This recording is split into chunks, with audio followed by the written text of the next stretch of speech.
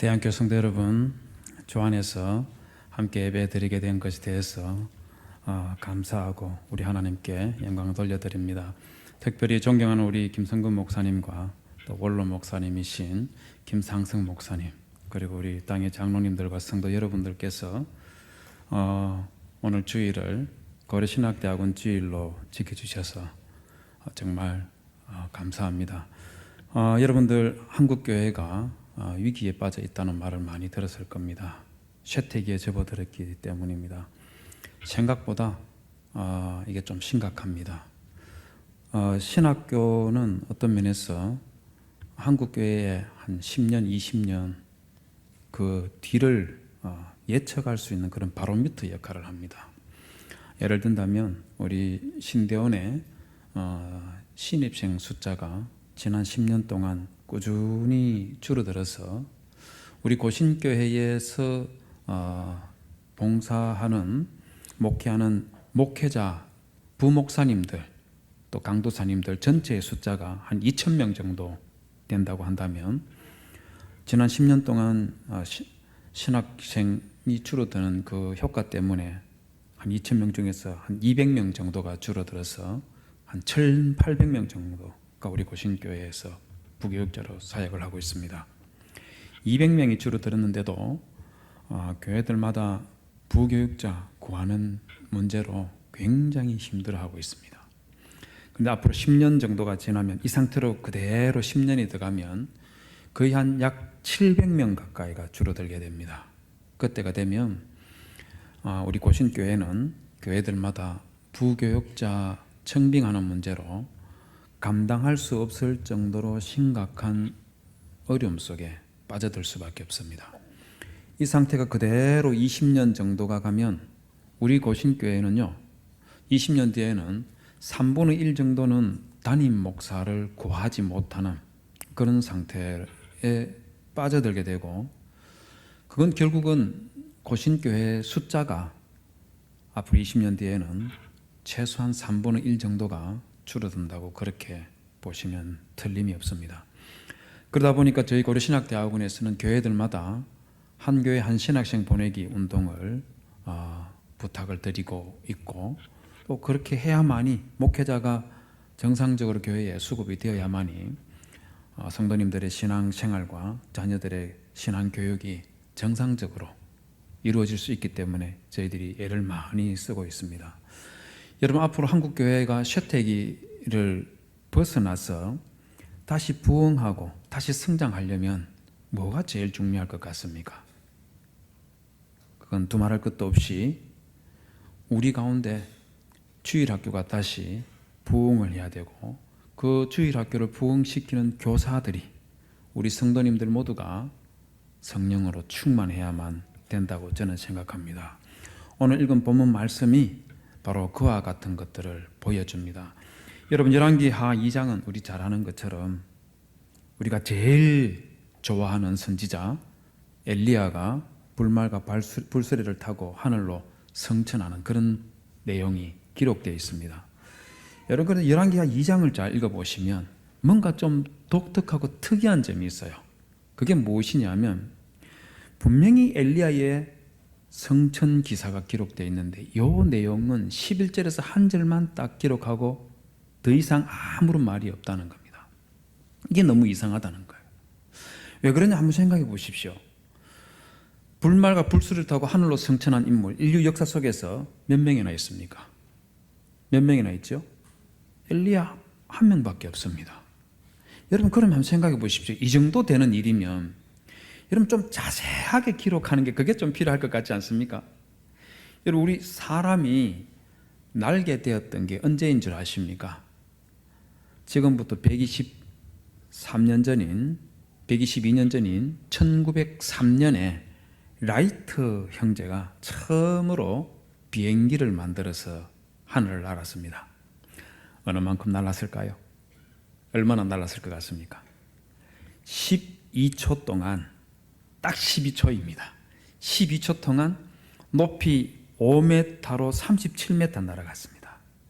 여러분, 높이 3m이면 이걸 날랐다고 해야 되는 겁니까? 점프했다고 해야 되는 겁니까? 어떻게 할까요? 37m. 여러분 우리 대안교회 여기서부터 저 출입구까지 2배 정도 되는 거리를 날았다고 그렇게 할 수 있는데 이걸 어떻게 할까요? 날랑구로 칠까요 말까요? 그래도 날랑구입니다.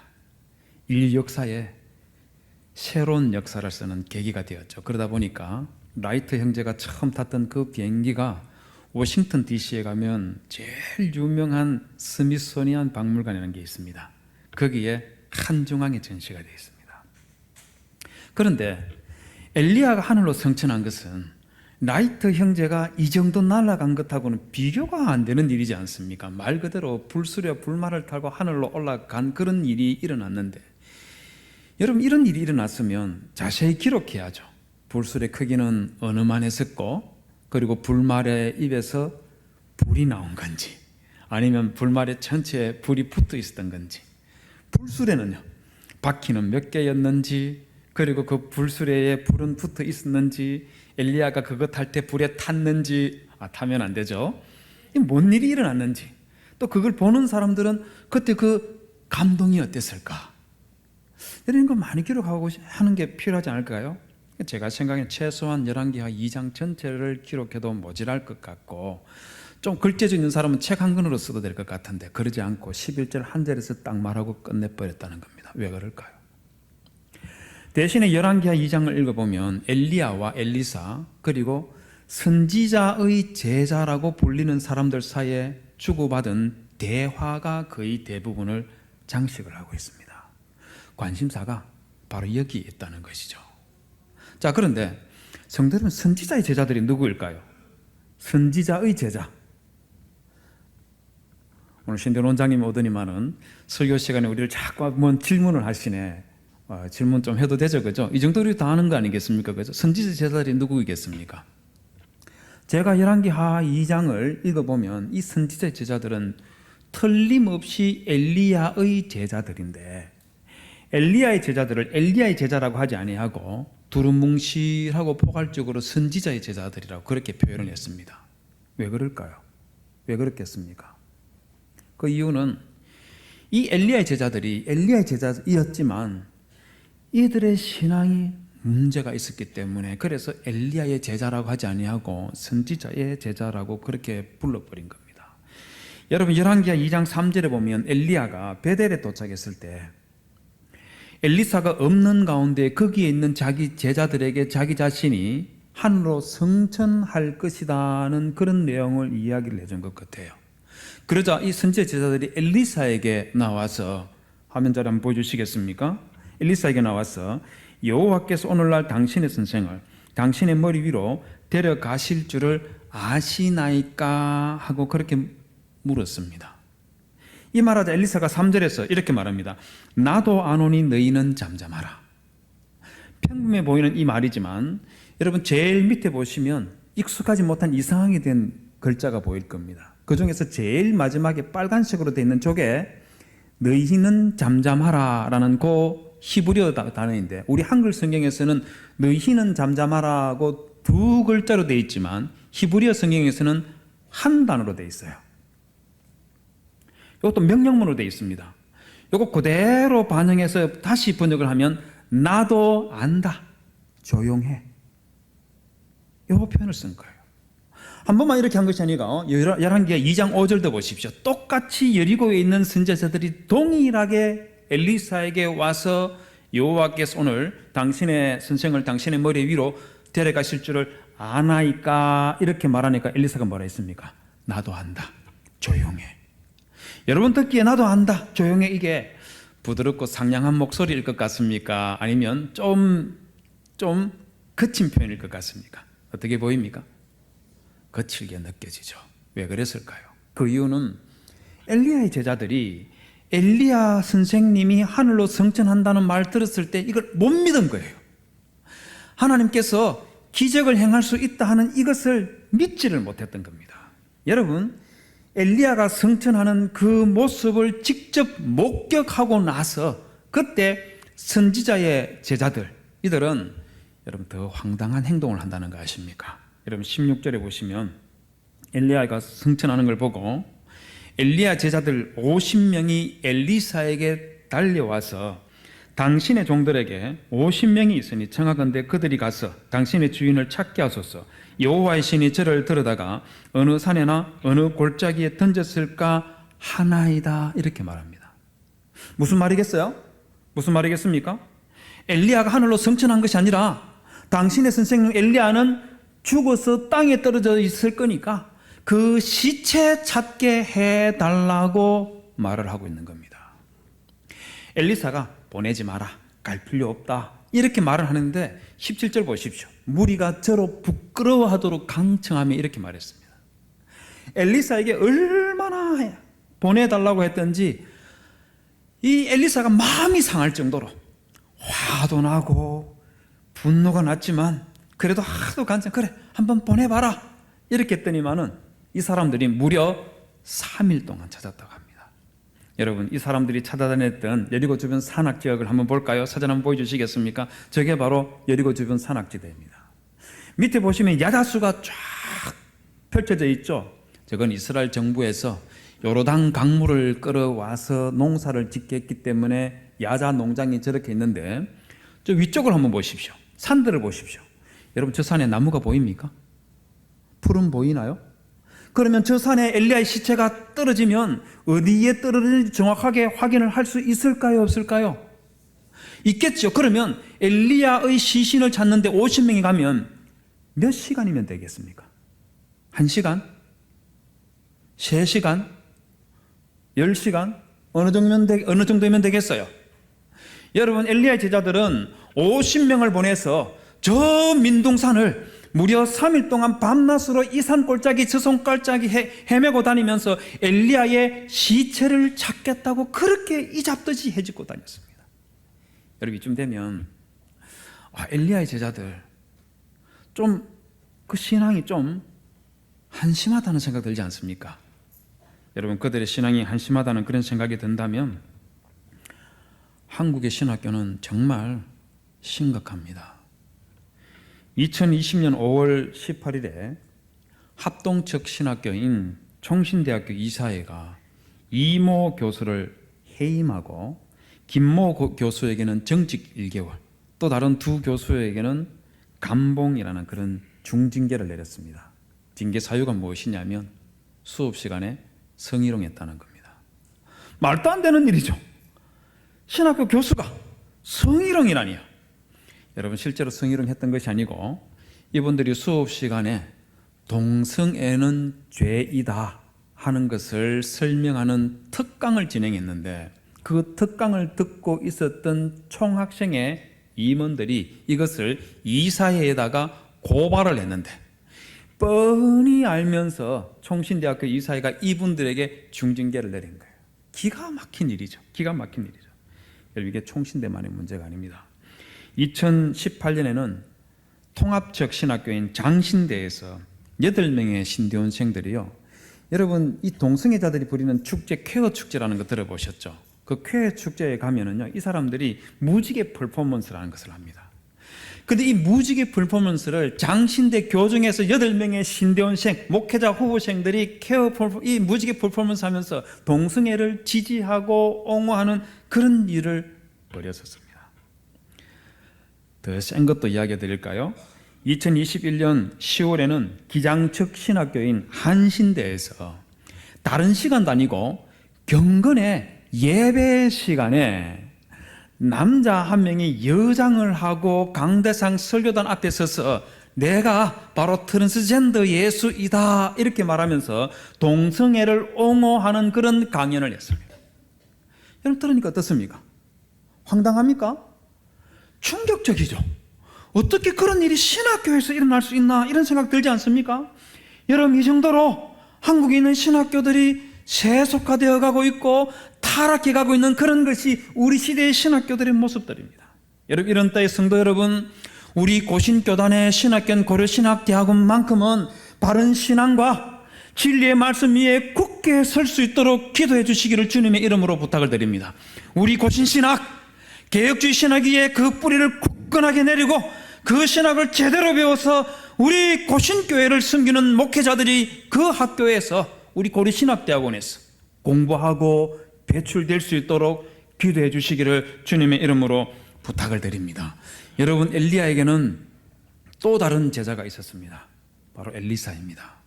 여러분, 엘리사는 당연히 자기 선생님 엘리야가 하늘로 승천한다 하는 그 말을 듣고 당연히 믿었습니다.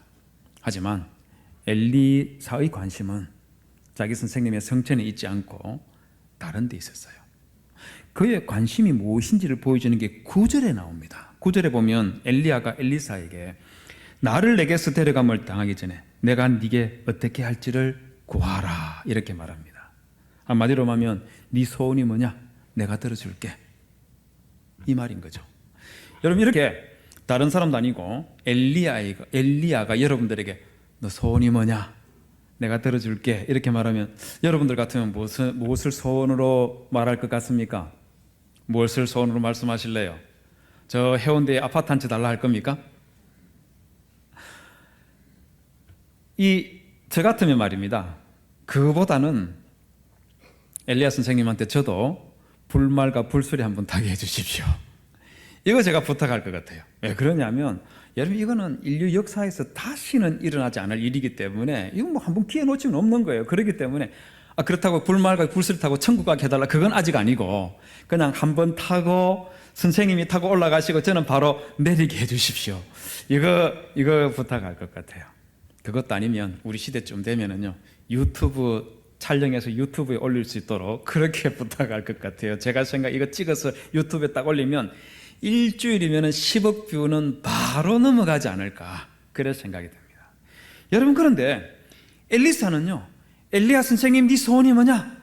내가 들어줄게 이렇게 말했을 때 뭐라고 하는지 아십니까? 9절을 다시 보십시오. 9절 마지막에 보면 당신의 성령이 하시는 역사가 갑절이나 내게 있게 하소서라고 했는데 한마디로 말하면 성령 충만하게 해달라는 거예요. 그것도 그냥 성령 충만이 아니고 엘리야 선생님에게 역사하셨던 성령의 역사의 갑절이라고 했으니까 성령 충만, 엘리야 선생님보다 2배로 있게 해달라고 그렇게 요청을 했습니다. 왜 그랬을까요? 왜 그랬겠습니까? 그 이유는 이스라엘 백성들 때문이었습니다. 하나님의 백성들 때문이었어요.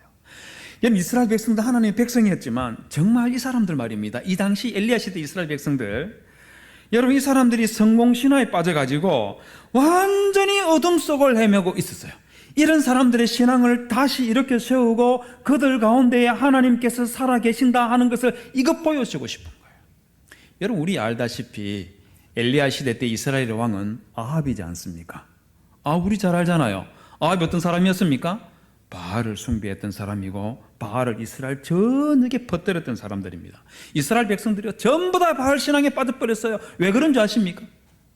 바알은 풍요의 신으로 그렇게 숭배되었기 때문입니다. 비 내리고 그리고 목축 농업 전부 다 바알이 주장한다 하고 그렇게 믿었기 때문에 바알을 숭배하면 바알이 부자 만들어준다 하는 이것 듣고 바알에 빠져버린 거예요. 여러분, 이 바알이 근데 어떻게 풍요를 만드느냐 하면은요, 다음 장면 한번 봐주시겠습니까? 바알 신화에 나오는 그 내용들 중에서 일부를 여러분들에게 보여주고 있는데요, 이 바알이 목축업을 번성케 하기 위해서 송아지와 짝짓기를 하고 있고 바알의 안에는 황소랑 짝짓기를 하는 이런 방식으로 번성과 번영을 만들어가는 그런 신으로 그렇게 섬겨졌었습니다. 더러운 신들이었죠. 더러운 신들. 여러분, 이런 헛된 신앙의 끝판왕이 어디에 기록되어 있냐면은 열왕기하 1장에 기록되어 있습니다. 열왕기하 1장은 엘리야 선생님이 마지막으로 선지자 활동을 하던 내용이 열왕기하 1장에 기록되어 있어요. 거기 보면 아합의 아들 아하시야라는 사람이 있었습니다. 이 사람이 왕이 된 지 얼마 되지 않아 가지고 자기 다락방에서 무슨 짓을 했는지 모르겠는데 다락방에서 떨어져 가지고 중병에 걸려서 죽게 됐습니다. 죽게 되자 내가 죽을지 살지 이것을 알아보기 위해서 하나님을 찾는 것이 아니라 바알셰붑이라는 신에게 가서 물어보도록 그렇게 시킵니다. 이 바알셰붑의 의미가 무엇이냐면 바알은 바알, 주인이라는 뜻이고 셰붑은 무슨 뜻이냐면요, 파리라는 뜻을 가지고 있습니다. 바알셰붑 의미를 그대로 번역하면 파리의 주인 또는 파리대왕이라는 그런 뜻을 가지고 있습니다. 여러분, 혹시 학교 다닐 때 노벨 문학상 수상작인 파리대왕이라는 책 혹시 읽어본 적 있습니까? 윌리엄 골딩이라는 사람이 쓴 책이 있지 않습니까? 다음 장면 넘겨봐 주십시오. 바로 저 책. 혹시 읽어보신 적 있는지 모르겠습니다. 여러분, 이 책에 보면 파리 대왕이 누구냐면 주인공이 돼지를 죽여서 머리를 잘라가지고 이 막대기에 꽂아서 쭉 높이 세워놨습니다. 그러자 파리 떼들이 돼지 머리 썩는 그 냄새를 맡고 이거 뜯어먹겨서 막 완전히 막 빽빽하게 몰려오는 거예요. 이걸 보고 파리 대왕에서는 저 돼지 머리를 파리 대왕이라고 그렇게 이름을 붙여줍니다. 그런데 우리 성경에 나온 이 바알세붑은 저 돼지 머리가 파리 대왕이 아니고 파리가 파리 대왕이에요. 왜 파리에게 파리 대왕이라는 그런 바알세붑이라는 이름을 붙여뒀냐면 두 가지 이유 때문입니다. 첫 번째가 무엇이냐면, 여러분, 우리 주변에 있는 동물이나 곤충들 중에서 제일 번식을 많이 하는 놈이 뭘까요? 뭐겠습니까? 파리입니다. 파리는 한번 구더기 넣으면 150개까지 난다는 거 아십니까? 1년 안에 무려 900개를 낳습니다. 엄청납니다. 엄청납니다. 뿐만 아니고 여러분, 파리들이 구더기를 어디다가 주로 알을 까는지 혹시 기억나십니까? 음식물 썩는 거라든지 아니면은 사람의 배변이라든지 아니면 지금은 우리 보기 쉽지 않지만 옛날에는 뭐 70년대 60년대 이럴 때는 길바닥에 고양이나 쥐 이런 것들 죽어서 쓰러져 있으면 거기에 썩어가면 거기에 알을 깝니다. 그 이전에는 사람 시체에다가 길거리에 죽어 있는 이 전쟁에 죽어 있는 사람 시체가 있으면 거기에 알을 까면 거기에 바글바글 끓이고 있는 거죠. 여러분, 이걸 보고 이 이스라엘 어리석은 사람들이 뭘 생각했냐면은, 야, 파리 봐라, 저렇게 번성하고 그리고 저 시체의 구더기가 그 살 파먹고 있는 거 보고, 야, 얘들이야말로 죽음을 지배하는구나 이렇게 생각하면서 파리는 번영과 번성과 그리고 죽음을 지배한다 이렇게 생각하면서 거대한 파리상을 만들어 그걸 숭배하고 있는 거예요. 여러분, 기가 막히지 않습니까? 아무리 잘 먹고 잘 살고 말입니다, 건강하게 오래 사는 것도 중요하지만 여러분, 파리는 아무리 그래봤자 그건 더럽고 지저분한 그런 벌레에 지나지 않지 않습니까? 그런데 풍요에 번영의 눈이 어두워가지고 그것들을 탐닉하면서 사람들이 자기의 영혼과 신앙을 그와 같은 이 똥물에 빨아들이는 이런 짓들을 했던 거죠. 여러분, 그런 아시아에게 우리 하나님께서 엘리야를 보내서 열왕기 하 1장 3절과 6절과 16절을 보면 세 번에 걸쳐 가지고 이렇게 말합니다. 이스라엘에 하나님이 없어서 너희가 애고로 내신 바알세붑에게 물으러 가느냐. 6절도 보십시오. 이스라엘에 하나님이 없어서. 16절도 보십시오. 이스라엘에 그의 말을 물을 만한 하나님이 안 계셔서 바알세붑에게 물으러 하느냐. 이렇게 책망했을 때 아시아가 어떻게 했는지 아십니까? 엘리야를 세 번에 걸쳐 죽이려고 했습니다. 기가 찬 거죠. 여러분, 이쯤 되면 아시아와 이스라엘 백성들 하나님의 심판을 받을 만하다. 여러분, 그런 생각 할 수 있겠죠. 저는 충분히 하나님의 마음을 저는 공감이 됩니다. 여러분, 그렇다면 우리 한국교회도 좀 심각하다는 거 아십니까? 2012년 지금부터 13년 전에 1월 31일에 한국 목회자 협의회에서 글로벌 리서치사를 통해서 조사한 설문조사에 하면 우리 한국교회 성도님들 중에서 그리스도 중심으로 살고 있는 사람은 15%에 지나지 않는다고 했습니다. 100명의 성도가 있으면 15명만 그리스도 중심으로 살아가고 있고 나머지는 아니라는 거죠. 대한교회 성도님 여러분들을 말하는 것이 아니라 한국교회 성도들이 그렇다는 겁니다.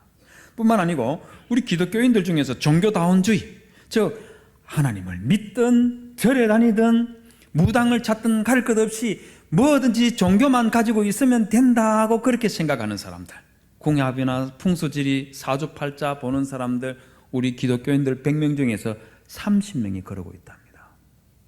충격적이죠. 이혼에 찬성하는 사람이 우리 한국교회 성도님들 중에서 61%가 찬성을 하고 있고, 낙태, 뱃속의 아이 지워버도 된다고, 죽여도 된다 그 말이죠. 그렇게 생각하는 사람이 41.5%. 그리고 우리 동성애 반대 운동 많이 하고 있지만은요, 교회 안에 무려 100명 중에서 17.5명이 동성애를 인정하고 찬성한다는 거예요. 여러분, 이 말 들으니까 어떻습니까? 저는 이 보도를 보고 우리 한국 교회를 위협하는 것은 신전지와 같은 저런 이단들만 있는 것이 아니라 이미 우리 교회 성도님들 중에서 많은 분들이 참 신앙에서 벗어났고 기독교의 가치를 외면하고 마치 불신자처럼 살아가는 분들이 이렇게 많구나 하는 것을 생각하면서 많이 놀랐습니다. 이스라엘 백성들은 우리보다 더 심각한 그런 상황일 때에 엘리사가 엘리야 영감을 갑절로 구했습니다. 이유가 뭘까요? 이유가 뭐겠습니까? 자랑하고 싶었을까요? 야, 봐라, 내가 성령 충만 배로 받았다. 너희들이 아는 엘리야 선생님 봐라, 나는 엘리야 선생님보다 2배로 잘할 수 있어. 너희들이 방언을 알아? 너희들이 신유 연사를 알아? 내 봐, 나는 이 정도야. 이 자랑하고 싶어서 이랬을까요? 아닙니다.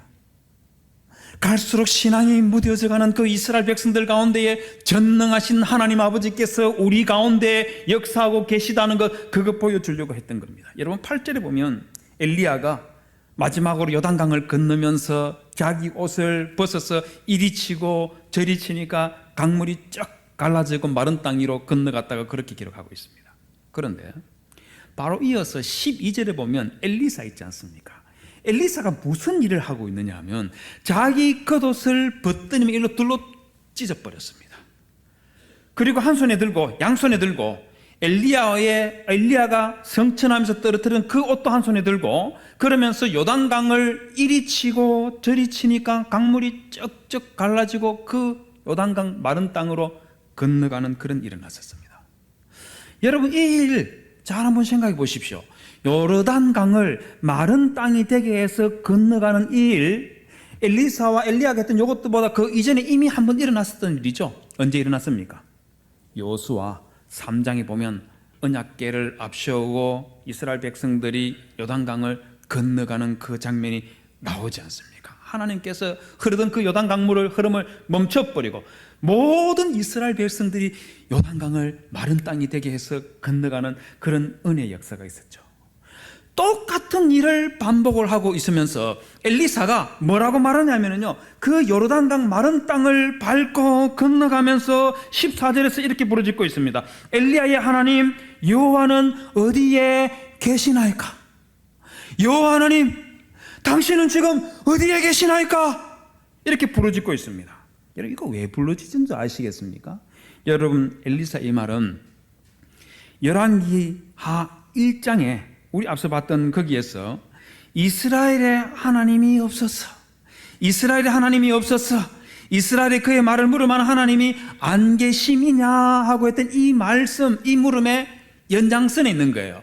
그 마음속에 하나님이 없다고 생각하는 그 이스라엘 백성들을 향하여서 엘리사는 그 요단강 마른 땅이 되게 한 그 요단강을 밟고 건너가면서 엘리야의 하나님 여호와는 어디에 계시나이까 하고 부르짖고 있는 겁니다. 성도 여러분, 그 하나님이 어디 계시다는 겁니까? 그 하나님이 어디 계시는 거예요? 그 전능하신 하나님은 지금 엘리사와 함께 요단강을 마른 땅이 되게 해서 그 강을 건너가고 있는 엘리사와 함께 이스라엘 백성들 가운데로 걸어 들어가고 계시다 하는 것을 보여주고 계시는 것입니다. 성도 여러분, 이 엘리사의 하나님이 여러분들의 하나님이라는 것을 아십니까? 여러분, 이 엘리사의 하나님이 여러분들의 하나님이라는 것을 믿으십니까?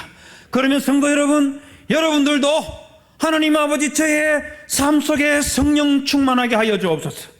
제가 교회 다니지만 사람들이 저보고 교회를 다니는지 안 다니는지도 잘 모르는 그런 모습을 제가 하고 있는데 하나님 아버지 저에게 성령 충만하게 하여 주셔서 저를 통하여 많은 사람들이 우리 주 하나님 아버지께서 살아 역사하신다는 것을 보고 느끼고 경험하게 하여 주옵소서. 여러분 이런 믿음과 신앙 가지는 성도님들이 되시기를 주님의 이름으로 부탁을 드립니다. 성도 여러분, 우리 고려신학대학원 교수들도 이런 교수가 되도록 기도 좀 해주십시오. 신학 지식만 가득해서 마음이 교만한 그런 교수 말고요, 성경에 대해서는 많이 아는데 그 마음이 메말라버린 그런 교수 말고요, 성령 충만하여서 하나님 앞에 제대로 쓰임받는 그런 교수들이 될 수 있도록 성도 여러분 기도해 주시기를 주님의 이름으로 부탁을 드립니다. 여러분, 이 엘리사가요, 성령 충만함을 받으려고 여러분들이 생각하는 것보다 훨씬 더 간절한 마음으로 엘리야를 따라다녔습니다. 여러분, 열왕기 2장 2절과 4절과 6절에 보면은요, 저기 보면 엘리야가 베델에 갔을 때, 여리고에 갔을 때, 길갈로 향할 때마다 엘리사에게 청컨대 너는 여기 머물라 이렇게 시킵니다.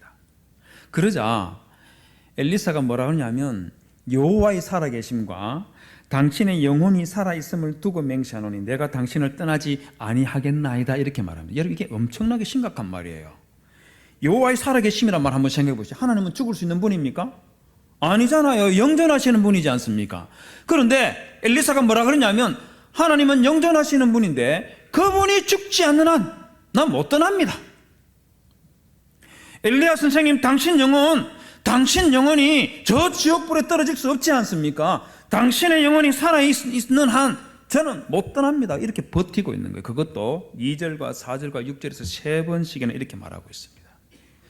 여러분, 이렇게 간절하게 성령 충만을 사모했던 이유가 뭔지 아십니까?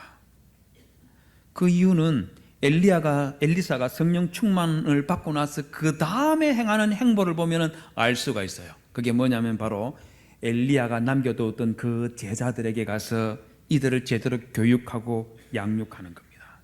열왕기하 2장 23절에서 25절에 보면 열왕기하 2장 1절에서 4절에서 엘리야와 함께 엘리사가 갔던 그 도시들, 베델과 길갈과 여리고, 여기를 18절, 23절, 25절 보시죠. 그 도시를 엘리사가 홀로 그 도시를 찾아가고 있어요. 왜 찾아갔겠습니까? 이 도시에는 엘리야가 남겨두었던 선지자의 생도들, 그들이 있었던 겁니다. 그들에게 찾아가서, 여러분, 이 선지자의 제자들, 여러분, 우리 2장에 보면은 신앙이 좀 문제 많았잖아요. 선생님이 성천한다 할 때 못 믿었습니다. 성천하는 걸 보고도 엘리야의 시체 찾겠다고 3일 동안 해집고 다니는 이런 어리석은 자들이었어요. 여러분, 이런 사람들임에도 불구하고 엘리사는 이들에게 제대로 신학 교육시키고 신앙 교육시켜서 신앙이 엉망이 되어서 바알세붑이나 섬기고 있는 이스라엘 백성들을 하나님께로 돌이키는 그런 신실한 하나님의 종들로 만들기 위해서 발버둥을 치고 있는 겁니다. 여러분, 저는 우리 한국교회에 이런 엘리사 같은 이런 선생님이 필요하고, 우리 한국교회, 우리 대한교회에 주일학교에 이와 같은 선생님이 필요하고, 우리 고려신학대학원에도 이와 같은 교수님이 필요하다고 저는 생각을 합니다. 성도 여러분, 유대인들이 똑똑하다 하는 말 많이 들었죠, 그죠? 정말 똑똑합니다. 세계에서 제일 좋은 대학이 어딥니까? 하버드 예일 아닙니까? 하버드 대학의 전체 학생의 30%가 유대인이라고 합니다. 우리 한국 학생은요, 1년에 한 명 갈까 말까 한데, 유대인들은 무려 1000명 있으면 300명이 유대인이라는, 하버드 학생에 1000명 있으면 300명이 유대인이라고 합니다. 예일대학교에는 25%, 노벨상 받은 사람 전체의 25%가 유대인이라고 합니다. 무서운 일이에요. 무서운 일이에요. 비결이 뭘까요? IQ가 높아서 그랬을까요? 예, 그것도 있을 수가 있습니다. 그런데 어떤 분들은 한국 사람 IQ가 유대인들보다 더 높다 이렇게 주장하는 사람도 있습니다. 제발 그랬으면 좋겠습니다. 제발 그렇게 하면 좋겠습니다. 그런데 유대인들이 저렇게 뛰어난 것은 IQ도 있겠지만 유대인들의 학습 방법입니다. 다음 장면 한번 보여주겠습니까? 저게 뭐냐면, 유대인들은요 2명, 3명, 5명 그룹을 지어서 공부하는 하브라타 또는 하브라사라는 요 공부 방법을 2000년 가까이 유지해 오고 있습니다. 엄청나게 오래됐습니다. 그런데 이 공부 방법이 지금까지 존재하게 하는데 결정적인 역할을 한 사람이 랍비 요하난 벤 자카이라는 사람입니다. 여러분, 이 사람은요 40살에 랍비가 되기 위해서 신학교에 들어갔는데 40살 늦게 했지 않습니까? 그런데 얼마나 공부를 열심히 했던지 책을 읽을 때는 머리에서 열이 막 피어 올랐다고 그렇게 말합니다. 한 번은 참새 한 마리가 책을 읽고 있는 요하난 벤 자카이 머리 위를 지나가다가 그 열에 타서 죽어서 떨어졌다는 전설을 따라 삼천리에 나옴직한 그런 이야기가 탈무드에 기록되어서 전해져 내려오고 있습니다. 여러분, 이 요하난 벤자카이가 AD 70년에 유대인들이 완전히 망하고 예루살렘 성전이 말 그대로 파괴돼서 엉망이 되는 그때 이 사람이 살았던 사람이에요. 예루살렘에 200만 명이 가까이 되는 유대인들이 모여들어가지고 우리 끝까지 싸우다가 다 죽자, 이렇게 버티고 있을 때 요하난 벤자카이가 어떻게 하면 유대인들이 망하지 않고 우리 주님의 마지막 날까지 영원토록 살아남게 할 수 있을까, 이거를 생각하다가 아이디어가 하나 떠올랐어요. 그 당시 예루살렘을 공격하는 로마 군인들의 총사령관이 디도라는 장군이었는데, 이 사람을 찾아가서 당신은 이 전쟁 끝나고 로마로 돌아가면 황제가 될 겁니다 하고 예언을 해줍니다. 그래서 디도 장군이 당신 소원이 뭡니까? 내가 하나 들어줄게요. 하나만 딱 말하세요. 그렇게 말합니다. 무엇은 소원을 이에 말했을까요? 유대인들 다 죽을 때 나만 살려달라고 했을까요? 여러분, 저 시대에 예루살렘 성전이 있었습니다. 예루살렘 성전 한번 보여주시겠습니까? 저게 바로 예루살렘 성전 모형도입니다. 이게 여러분 사진을 볼 때는 어떨지 모르겠는데 저게 얼마나 크냐면요, 저 면적이 축구장에 가면 축구 선수들이 뛰는 그 필드 있지 않습니까? 관중석 말고 필드, 이거 20개가 들어가는 면적입니다. 엄청나게 큰 거예요. 여러분, 그다가 저 성전 말입니다, 세워나가는 이 돌 있지 않습니까? 이게 얼마나 큰 돌이냐면 저 피라미드 이런 거는 비교가 안 돼요. 엄청난 건물이 예루살렘 성전이었습니다. 여러분, 요하난 벤자카이가 저 건물 남겨달라고 했을까요? 저 같으면 그랬을지 모르겠어요. 그런데 요하난 벤자카이는 뭘 남겨달라고 했느냐 하면은 학교 하나와 선생 10명과 그리고 학생들에게 가르칠 토라, 하나님 말씀 남겨달라고 했습니다. 생각이 다른 거죠. 우리는 저 건물 남겨달라고 할 것 같은데 요하난 벤자카이는 유대인들이 영원히 망하지 않고 영원히 이 세상 속에서 영향력 있게 살아가게 하려면 학교와 선생님과 하나님의 말씀이 필요하다는 거죠. 우리식으로 말하면 대한교회로 비추어 말한다면 주일학교와 그 주일학교의 선생님 10명, 하나님의 말씀이 있으면 대한교회 안 망한다는 겁니다.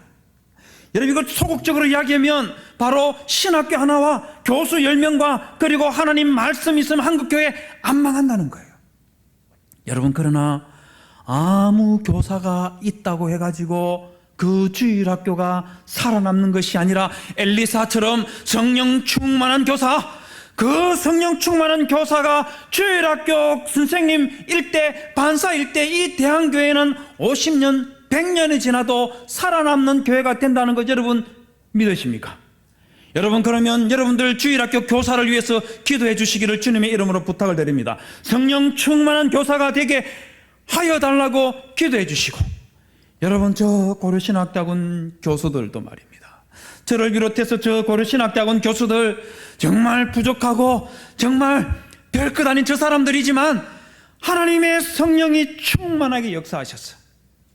대한교회를 비롯해서 우리 고신교회를 섬기는 신실한 종들을 교육시키고 양성하는 기회를 충성되게 섬기고 봉사할 수 있는 그런 종들이 되게 해달라고 성도 여러분 꼭 기도해 주시기를 주님의 이름으로 부탁을 드립니다. 우리 이 말씀 생각하면서 다 같이 한번 기도하겠습니다. 하나님 아버지, 갈수록 세상은 어두워져 가고 있고 하나님, 교회뿐만 아니라 신학교도 우리가 상상할 수 없는 그런 길로 들어가고 있는 것을 저희들이 알고 있습니다. 하나님, 이러한 때에 이스라엘 백성들을 주님께로 온전히 돌이키기 위해서 엘리사가 성령 충만을 사모하고 강구했던 것처럼 하나님 아버지, 우리 대한교회 모든 성도님들 성령 충만함을 사모하게 하여 주시옵소서. 하나님 아버지, 이 교회의 모든 주일학교 교사들이 성령 충만하여서 우리의 자녀들을 그리스도께로 온전하게 인도하는 그런 종들이 되게 하여 주시옵소서. 그래서 하나님 아버지, 우리 대한교회의 다음 세대가 나날이 부흥하고 발전하게 하여 주옵시며, 하나님 아버지, 고려신학대학원에도 우리 하나님께서 충만하게 역사해 주셔서 교수들과 학생들이 성령의 인도하심을 받아서 우리 교회들을 신실하게 섬기는 그런 종들이 많이 배출될 수 있도록 하나님 은총 베풀어 주시옵소서. 예수님 이름으로 기도 올리옵나이다. 아멘.